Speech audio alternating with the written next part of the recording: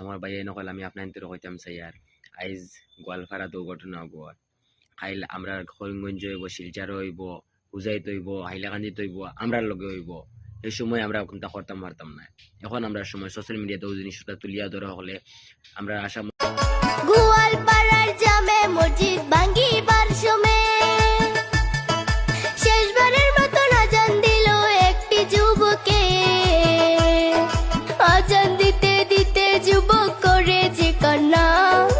এই দৃশ্য দেখে আমার প্রাণে সহে না আল্লাহ করো তুমি